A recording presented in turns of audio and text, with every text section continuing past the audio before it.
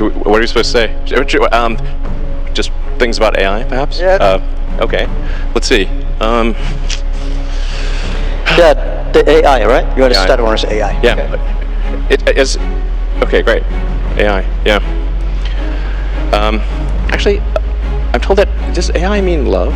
There's like a name, AI. It sort of sounds a bit like love. Yeah, AI. I hate the word AI called artificial intelligence. I call it Alibaba intelligence. Yeah. might end up being true. You never know. I think generally people underestimate the capability of AI. They sort of think like it's a smart human, but it's really much. It's going to be much more than that. It'll be much smarter than the smartest human. Yeah. It'll be like, can a chimpanzee really understand humans? Not really. We just seem like strange aliens. They mostly just care about other chimpanzees, and this will be how it is, more or less, in a relative. In fact, if the difference is only that small, that would be amazing. Probably it's much greater. So, the biggest mistake that I see artificial intelligence researchers making is assuming that they're intelligent. Yeah, they're not compared to AI, and so a lot of them cannot imagine something smarter than themselves. But AI will be vastly smarter, vastly. So what do you do with a situation like that? What do you do with a situation like that? I'm not sure. I hope they're nice. I mean, I have obviously some. I think in a situation where the old saying, if you can't beat them, join them. That's what Neuralink is about. Is like, can we go along for the ride with AI? I really think that there should be other companies like Neuralink, essentially to create a high bandwidth interface to the brain.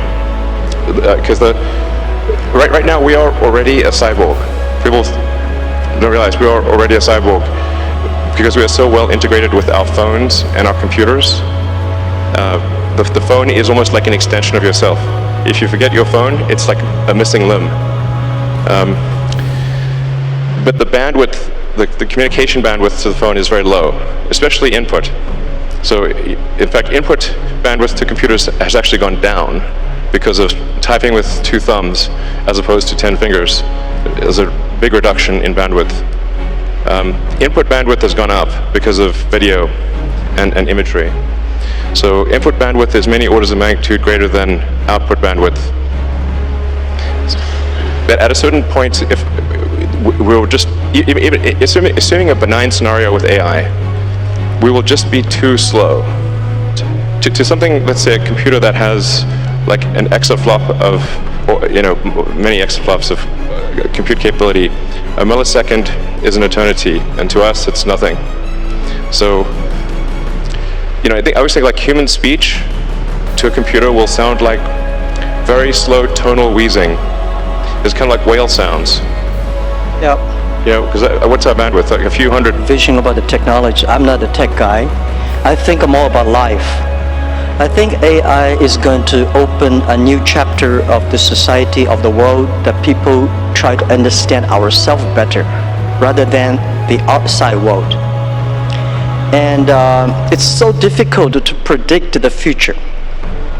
99.99% of the predictions that human being had in history about the future, all wrong. Including that one? Oh yeah. Only, the 0.00% of the prediction are right. They're right because by accident. Yeah, but it's also true that 80% of statistics are false. Yeah. So my meaning is cold room. Come on, guys. That was a joke. My meaning is I'm happy about the artificial intelligence or Alibaba intelligence that's going to understand the inside of the human better.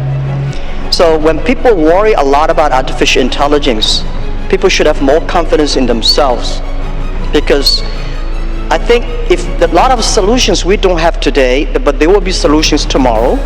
We don't have solutions, but the young people will have solutions. So I'm quite optimistic, And I don't think artificial intelligence is a threat. I don't think artificial intelligence is something terrible, but human beings are smart enough to learn that.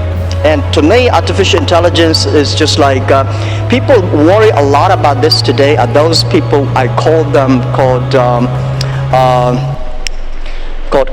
college smartness. People like us, street smart, we never scared of that. We think it's a great fun, and we want to change ourselves to embrace it. I don't know, man. That's like famous last words.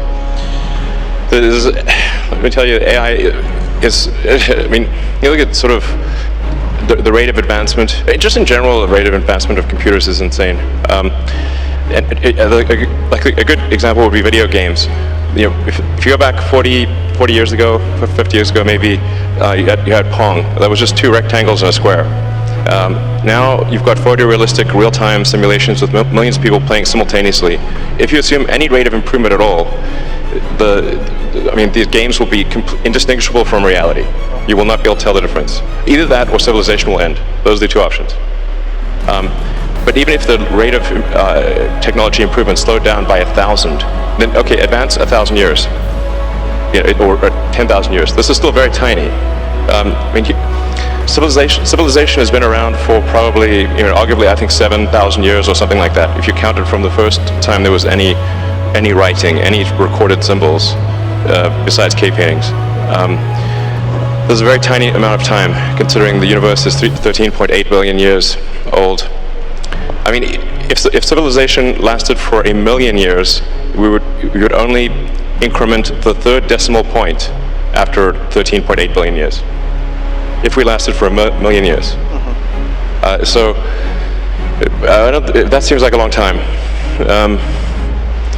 Given that we've only been around for 7,000 years, it's been kind of a roller coaster on the civilization front. So, I mean, I'm a naturally optimistic person, to be clear. I'm not saying, hey, doom and gloom. I'm just saying this is the apparent pattern. The rate of change of technology is incredibly fast. It is outpacing our ability to understand it. Well, I'm not sure, is that good or bad? I don't know. I mean, it seemed to me some time ago that you could sort of think of humanity as a biological bootloader for digital superintelligence. For those who know what a bootloader is, a very tiny piece of code without which the computer cannot start. But it's sort of like the minimal bit of code necessary for a computer to start. Like, you couldn't evolve silicon circuits. There needed to be biology to get there. Good. Yeah. Well, let's talk about something fun. I admire that you want to go on the Mars. Shall we go to the Mars? Yeah. Yeah, so what will the life look like on Mars? Are you both moving? What do you think about that? Actually, I'm not interested in Mars. I just came back from there, so I'm more interested on the Earth, the things, what's going on happening here. So why are you so curious about the Mars? Well, I think the thing about Mars is that I think it's important for us to take the set of actions that are most likely to continue consciousness into the future. What increases the probability of consciousness of continuing into the future? I think we should not take it for granted that consciousness will continue, because we have not encountered any aliens. Where are the aliens? This is the Fermi paradox. This is one of the most important questions. How come we've not found any aliens? There's people out there who think we found aliens. Trust me, I would know. We have not. Okay. People ask me, you've been to Area 51. Okay, please. SpaceX actually has Area 59. It's even better, 8 better than 51. So, among the set of actions we can take that are likely to increase the scope and scale of consciousness such that we are better able to understand the nature of the universe, one of those actions is to become a multi-planet species, or ensure that life is multi-planetary. Not because I think something that, it's not from the standpoint of it just being an escape hatch, or because I think that Earth is doomed, but there's a certain probability that is irreducible that something may happen to Earth, despite our best intentions, despite everything we try to do, there's a probability at a certain point that some either external force or some